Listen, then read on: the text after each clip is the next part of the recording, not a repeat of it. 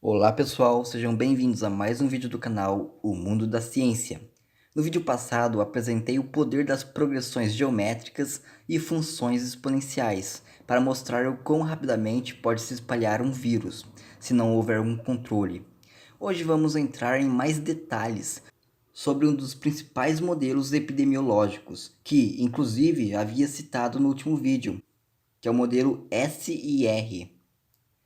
Antes de começar o vídeo, quero dizer que me baseei neste artigo, que inclusive trata da aplicação do modelo SIR para a Covid-19. É um artigo de abril desse ano. Usei outros artigos também, e todos estão linkados na descrição do vídeo. O modelo SIR é um modelo diferencial para a propagação de infecções virais e que se baseia em três valores principais: o número de pessoas suscetíveis a serem contagiadas, isto é, aquelas que não possuem imunidade, o número de infectados e, por fim, o número de recuperados. É um conjunto de três equações diferenciais parciais acopladas. Esse modelo foi proposto por Kermack e McKendrick, e embora sejam equações não lineares, foram encontradas soluções analíticas por Harco em 2014 e Miller.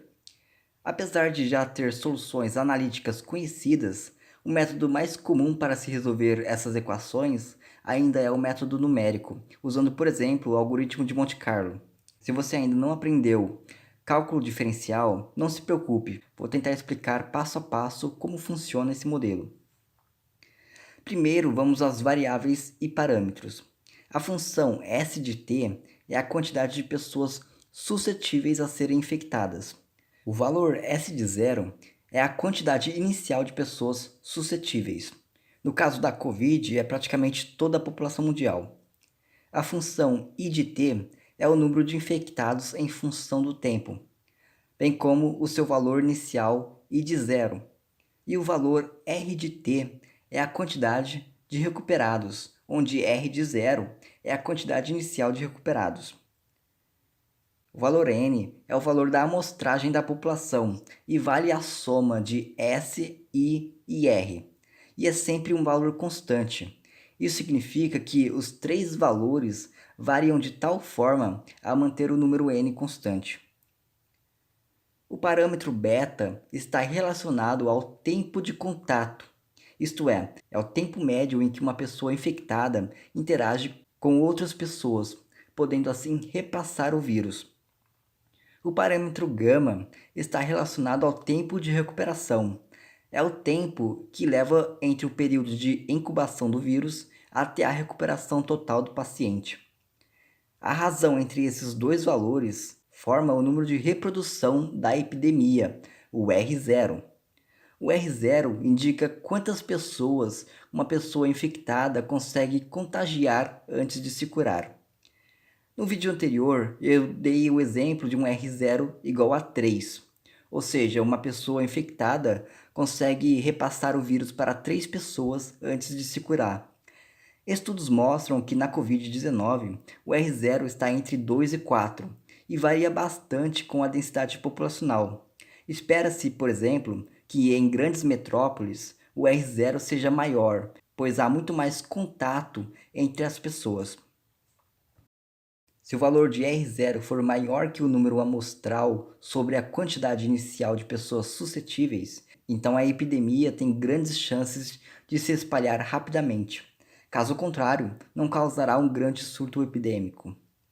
Agora vamos ver como é a dinâmica da epidemia.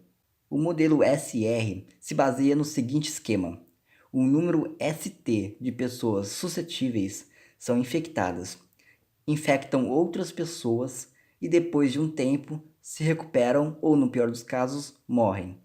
A hipótese central desse modelo é que pessoas recuperadas ficam imunizadas e não se contagiam novamente. A taxa de variação de pessoas suscetíveis decai com o tempo, já que haverá cada vez menos pessoas sem imunidade a essa doença. Podemos então dizer que quanto maior o número de infectados, menor a quantidade de pessoas suscetíveis. Podemos também, através de um truque matemático, escrever essa variação em função do número de recuperados. A solução dessa primeira equação é uma função exponencial decrescente, isto é, a quantidade de pessoas suscetíveis a contrair a doença diminui exponencialmente com o número de pessoas recuperadas. Antes de falar da segunda equação, vamos para a terceira, que é mais simples. Os pacientes, após um tempo, vão se recuperar. Então, a taxa de variação da quantidade de pacientes recuperados depende da quantidade de pacientes infectados. Quanto maior a quantidade de infectados, maior a quantidade de pessoas recuperadas, depois de um tempo TR, que é o tempo de recuperação. E por fim, a segunda equação. A taxa de variação do número de infectados depende da taxa de variação de suscetíveis menos a taxa de variação de recuperados. A solução é uma curva exponencial que depende da quantidade de pessoas suscetíveis a serem infectadas. No início, a quantidade de pessoas suscetíveis é alta, então o primeiro termo domina e há um crescimento exponencial de infectados. Mas a quantidade de suscetíveis começa a cair e o segundo termo começa a dominar, levando a uma queda exponencial no número de infectados. O ponto onde os dois termos da exponencial se equivalem é o famoso pico da curva, onde a tendência do número de infectados passa de crescente para decrescente. O quão intensa vai ser a curva depende do fator R0, que é aquele lá que diz o quanto de pessoas que o indivíduo consegue contagiar.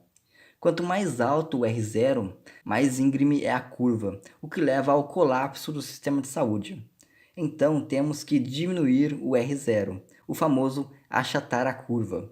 O melhor jeito de abaixar o R0 é o isolamento social, a quarentena. Então fiquem em casa. Com um R0 baixo, ainda haverá o mesmo número de infectados, mas eles estarão melhor distribuídos no tempo, de uma forma que o sistema de saúde pode suportar. O modelo SR é um modelo simples para a evolução de epidemias, mas parte do pressuposto de que quem pegou a doença uma vez desenvolve imunidade e não vai pegá-la de novo. Tanto é que é usado como motivação de vacinação em massa.